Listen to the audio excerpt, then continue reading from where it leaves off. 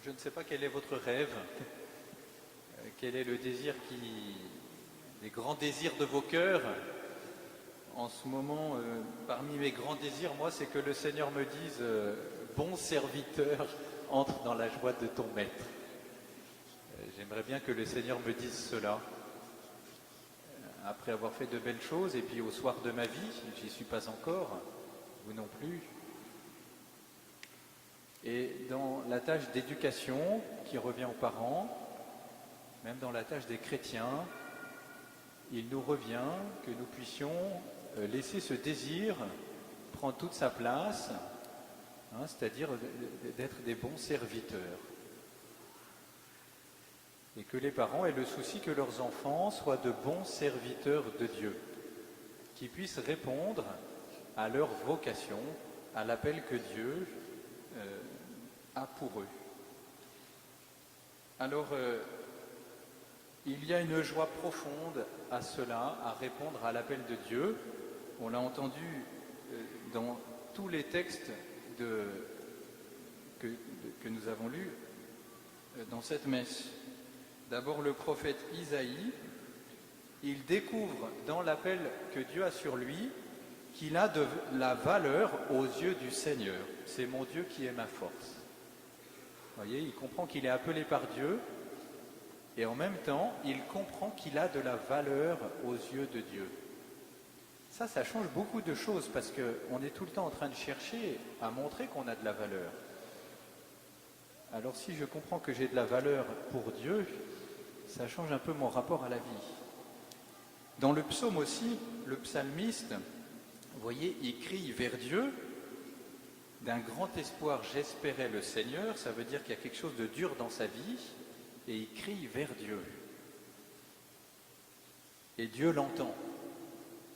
Et le psalmiste comprend et il voit ce que Dieu fait pour lui.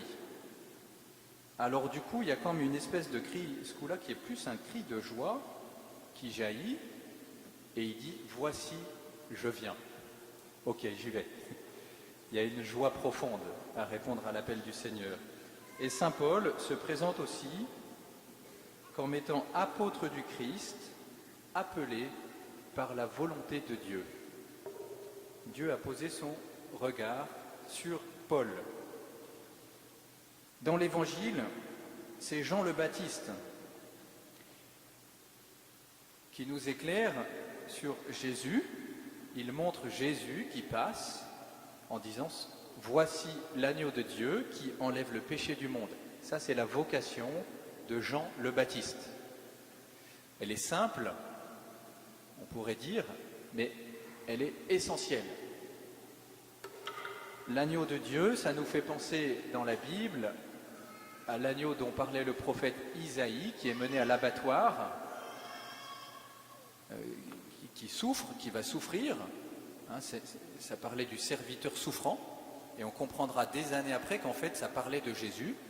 Ça nous fait aussi penser à l'agneau pascal dans le livre de l'Exode, qui était le signe pour les Hébreux de la libération de l'esclavage. Juste après avoir mangé l'agneau, ça va être la sortie d'Égypte. Quand Jean-Baptiste montre Jésus en l'appelant l'agneau de Dieu, se trouve en arrière-fond la croix de Jésus et sa résurrection. Donc quand on dit que Jésus est l'agneau de Dieu, il y a là une victoire. La vocation de Jean-Baptiste, c'est de montrer celui qui est notre victoire. Alors ce qui est étonnant, c'est que vous voyez, il dit à 2 reprises « et moi, je ne le connaissais pas ». Il va baptiser Jésus, mais il dit « je ne le connaissais pas ». En fait, il découvre à ce moment-là, il va découvrir en baptisant Jésus quelle est sa véritable vocation. Je ne le connaissais pas, mais si je suis venu baptiser dans l'eau, c'est pour qu'il soit manifesté à Israël. C'est-à-dire que l'Esprit Saint qui descend comme une colombe au-dessus de Jésus, au moment du baptême de Jésus, va en même temps manifester à Jean quelle est sa place, quelle est sa véritable vocation, montrer l'agneau de Dieu. Alors il passe derrière. Une fois qu'il a montré l'agneau de Dieu, Jean passe derrière Jésus, il s'efface. Et ses disciples se mettent à suivre Jésus. Alors cette parole de Jean, elle est puissante. Et ce qui nous le montre, c'est que Jean va être capable de mourir. Il va mourir martyr par amour de la vérité. Ce n'est pas un homme qui dit des paroles en l'air. C'est un ascète, il vit au désert. On voit qu'il cherche en premier à répondre à la volonté de Dieu. Et donc il y a une puissance. Ce qui est premier dans notre vie, c'est que nous désirions réaliser la volonté de Dieu. Nos succès professionnels, tous les petits succès de nos vies importent peu par rapport au fait que nous soyons de bons serviteurs. Je parlais de Jeanne d'Arc aux ados vendredi dernier. Ce qui me frappait, c'est que la première chose que Jeanne a fait quand elle a rejoint l'armée à Blois, elle n'a pas organisé la campagne en arrivant comme ça. La première chose qu'elle a faite, c'est qu'elle a fait partir les femmes qui étaient prostituées auprès des soldats. Et elle a demandé aux soldats de se confesser. Et Jeanne expliquait son action, elle dit « Ce sont les péchés qui font perdre les batailles. » Même dans les batailles, même dans les situations où nous avons beaucoup d'énergie à donner dans notre vie, et il y en a beaucoup, si nous ne sommes pas avec Dieu, nous passons à côté. Passe à côté de notre vie. Je crois que c'est notre expérience, de manière plus positive, quand nous sommes relevés par Dieu de nos fautes, quand nous faisons l'expérience de sa miséricorde. Qu'est-ce qui se passe à ce moment-là?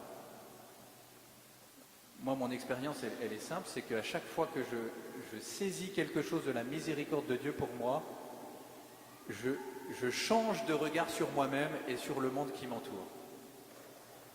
En fait, quand je fais l'expérience de la miséricorde de Dieu, je découvre que je suis quelqu'un de bien, alors que j'en doutais, et puis que aussi vous êtes des gens bien. La miséricorde de Dieu me fait changer de regard sur moi-même et sur les autres. En fait, à nouveau, c'est une autre manière de dire ce qui est prioritaire, c'est de répondre à la volonté de Dieu. Alors nous avons parfois bien des difficultés à trouver notre place sur cette terre, même peut-être dans la paroisse, dans nos familles. Moi, j'ai toujours mon cœur serré quand je vois que des jeunes n'arrivent pas à déployer ce qu'ils ont reçu, qui sont en échec à l'école. Alors c'est vrai, donc en ce sens-là, je partage l'inquiétude du ministre de l'Éducation nationale, quand elle voit des jeunes qui décrochent, comme on dit. Le décrochage scolaire, c'est une inquiétude aujourd'hui. Mais alors c'est vrai, du coup il faut dépenser beaucoup d'énergie, trouver de l'aide pour aider ces jeunes à trouver leur chemin, sûrement. Mais j'aimerais quand même, je me demande quand même, de quoi est-ce qu'on s'inquiète? De quoi décroche-t-il? De quel modèle de société décroche-t-il? Qu'est-ce qu'on va emporter dans notre tombe? On va pas on n'emporte que la charité, vous le savez, il n'y a pas beaucoup de place dans le cercueil. On emporte la charité.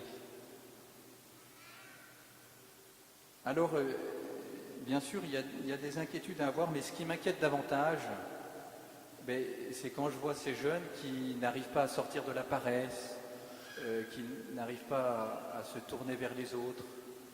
En fait, c'est le péché qui est plus inquiétant. Et l'agneau de Dieu est celui qui sauve le monde de ses péchés. Alors soyons en paix, chers frères et sœurs, et si nous avons beaucoup d'énergie à dépenser pour faire le bien, soyons certains que le Christ œuvre